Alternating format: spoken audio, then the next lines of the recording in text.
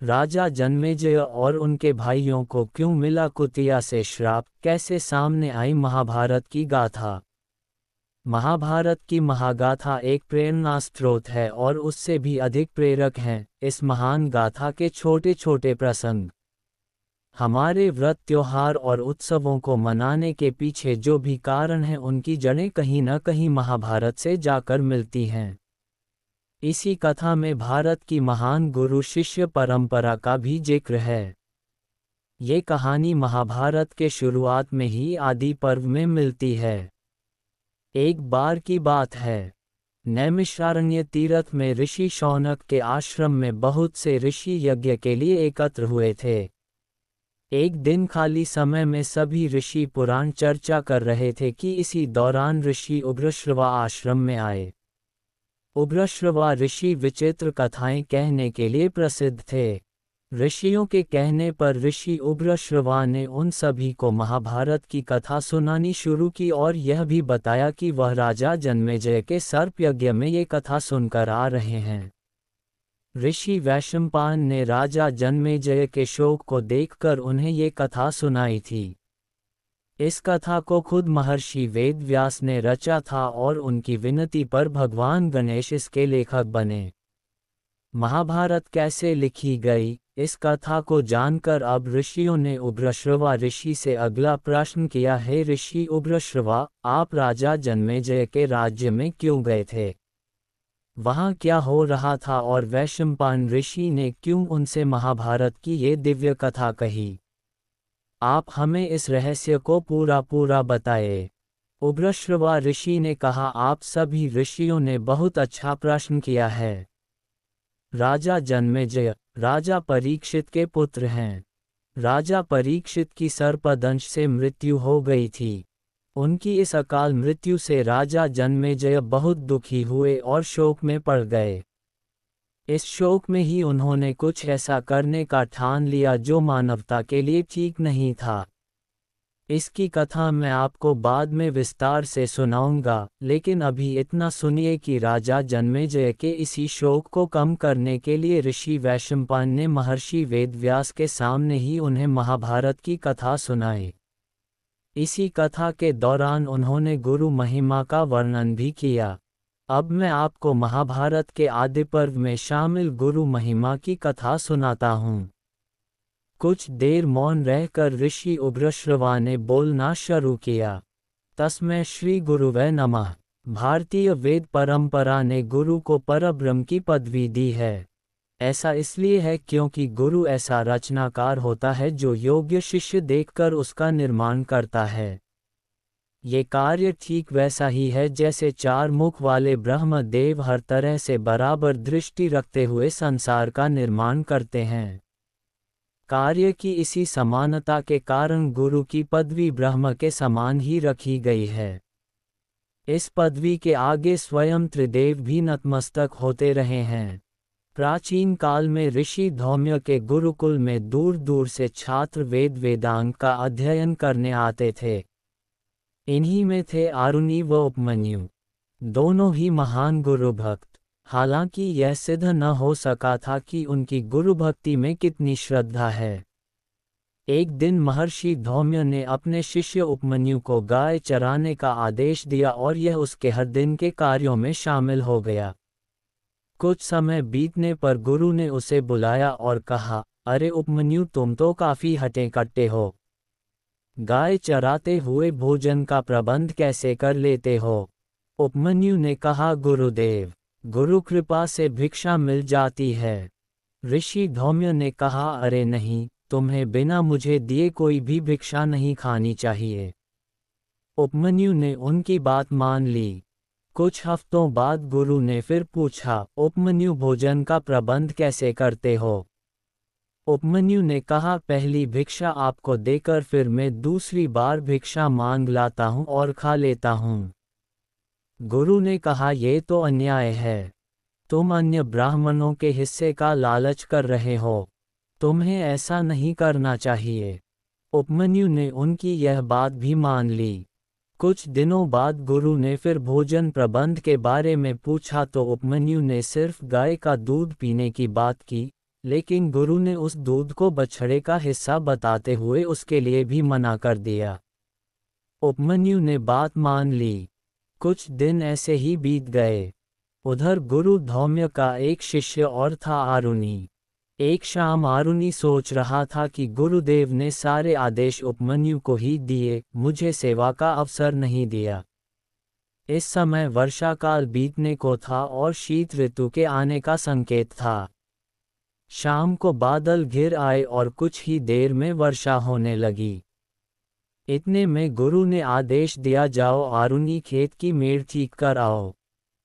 इधर आरुणि खेतों को गया और उपमन्यु गौशाला में गायों को बांध रहा था। वह अब कुछ कमजोर हो चला था। आज गुरु धौम्य ने उसे देखा तो फिर पूछ बैठे कि बेटा उपमन्यु, भोजन का प्रबंध कैसे किया। उपमन्यु ने कहा, गायों का दूध पीने के बाद बछड़ों के मुंह में जो फेन लग जाता है वही पी लेता हूँ।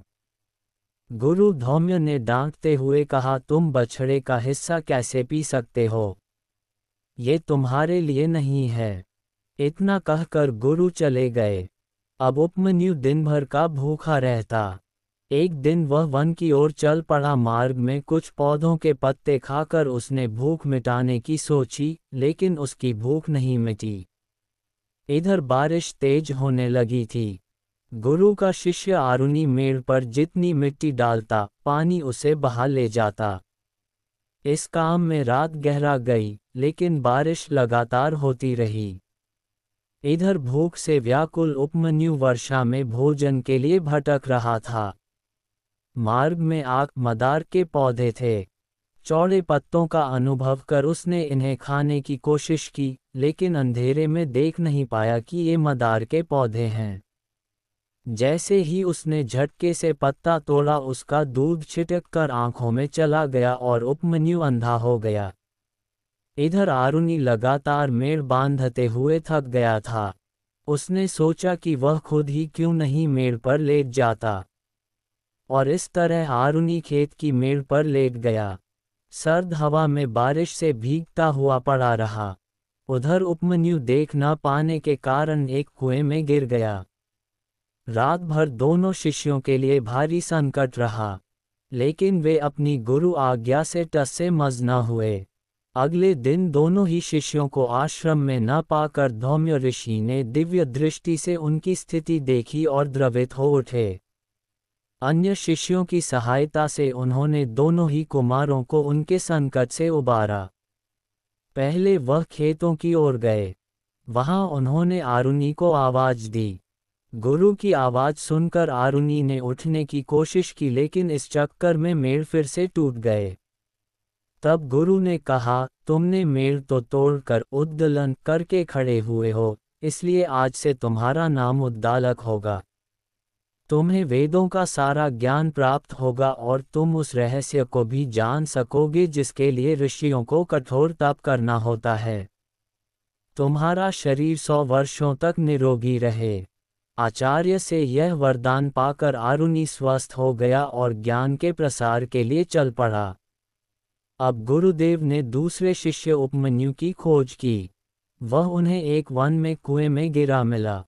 गुरु उसे निकाल लाए और फिर कहा, तुम अपनी स्थिति को ठीक करने और निरोगी बनने के लिए अश्वनी कुमारों को बुलाओ। तब उपमन्यु ने वेद की ऋचाओं से अश्वनी कुमारों को पुकारा। अश्वनी कुमार अपने हाथ में दिव्य अनाजों से बने हुए पुए लेकर प्रकट हुए। वह अमृत सुधा में डूबे हुए थे। उन्होंने कहा, गुरु भक्त उपमन्यु, लो ये पुआ खा लो, इससे तुम स्वस्थ हो जाओगे। तब उपमन्यु ने कहा, मैं अपने गुरु को भोग लगाए बिना कुछ भी नहीं खा सकता। अश्वनी कुमारों ने कहा, ये सिर्फ तुम्हारे लिए है और किसी के लिए नहीं। एक बार पहले जब तुम्हारे गुरु ने हमारी स्तुति की थी, तब हमने उन्हें ये पुआ दिया था, लेकिन उन्होंने वह पुआ तुरंत ही प्रसाद मानकर खा लिया था। अपने गुरु को भोग अर्पित नहीं किया था, इसलिए तुम बिना झिझक के इसे खा लो। उपमन्यु ने अश्वनी कुमारों की बात सुनी और कहा, हो सकता है आपकी बात ठीक हो, लेकिन फिर भी मैं यह नहीं खा सकता। उपमन्यु के अपने इस संकल्प पर अटल रहने के कारण अश्वनी कुमारों ने उसे वैसे ही ठीक कर दिया और उसके दांतों को सोने का बना दिया, यानी बहुत मजबूत कर दिया।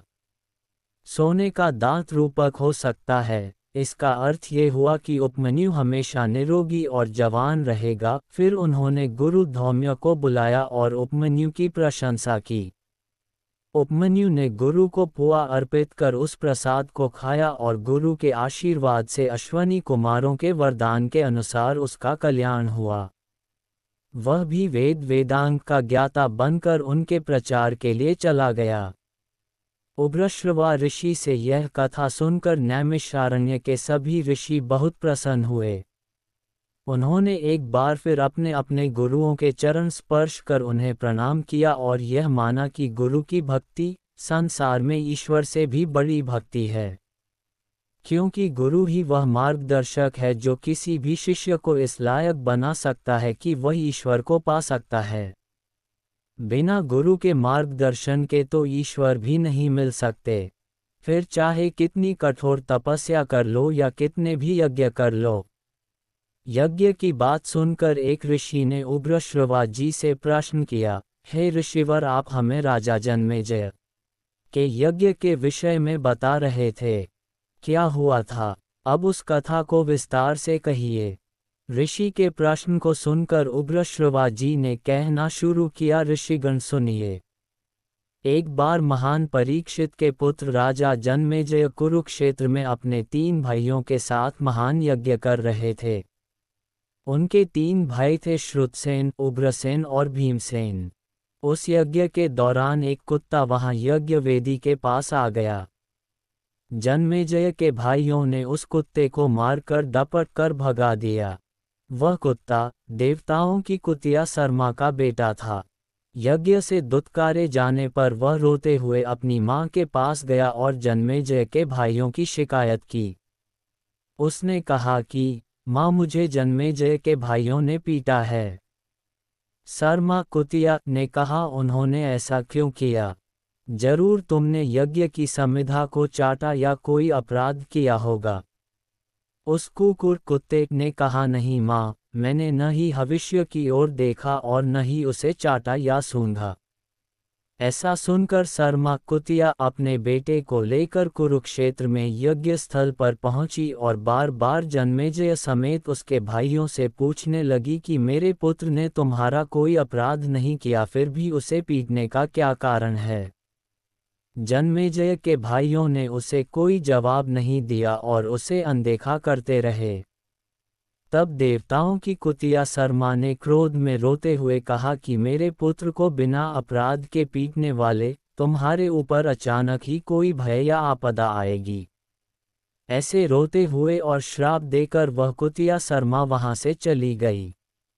यज्ञ समाप्त होने पर जन्मेजय हस्तिनापुर आए, लेकिन उन्हें कुतिया का श्राप परेशान कर रहा था। वह इसके निपटारे का रास्ता खोजने लगे। एक दिन यूं ही शिकार खेलते हुए वह अपने राज्य से बाहर पहुंचे और रास्ता भटक कर एक ऋषि श्रुतश्रुवा के आश्रम में पहुंच गए। वहां ऋषि के पुत्र सोमश्रुवा महादेव की आराधना कर रहे थे। सोमश्रुवा ऋषि के तेज को देखकर राजा जन्मेजय प्रभावित हुए। उन्होंने श्रुतश्रुवा ऋषि से सारी बात बताई और प्रार्थना करते हुए कहा कि हे ऋषिवर, आप अपने पुत्र को मेरा पुरोहित बनने का आशीर्वाद मुझे दीजिए। तब ऋषि ने कहा, हे राजन, मेरा ये पुत्र आपके ऊपर आने वाले सभी अनिष्टों को शांत कर सकता है, केवल महादेव के शाप को मिटाने की क्षमता इसमें नहीं है।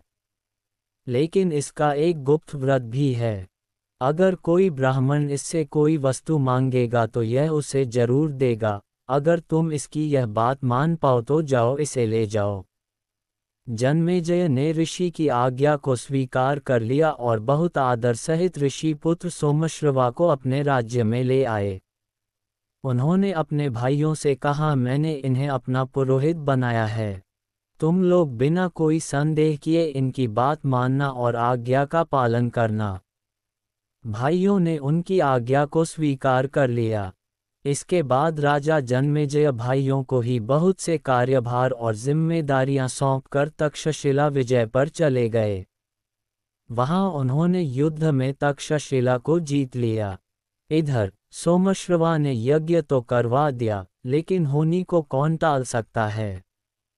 जिस समय जन्मेजय तक्षशिला पर विजय के लिए गए थे, वह लौटे तो पता चला कि उनके पिता को सर्प ने डंस लिया है। होनी को कौन टाल सकता है। कुतिया शर्मा ने जो अनिष्ट होने का श्राप दिया था, वह इस रूप में सामने आ गया था। उग्रश्रवा ऋषि ने कहा। इसी बात से जन्मेजय शोक में चले गए थे, जिसके निदान के लिए ऋषि वैशंपायन उन्हें महाभारत की कथा सुना रहे थे।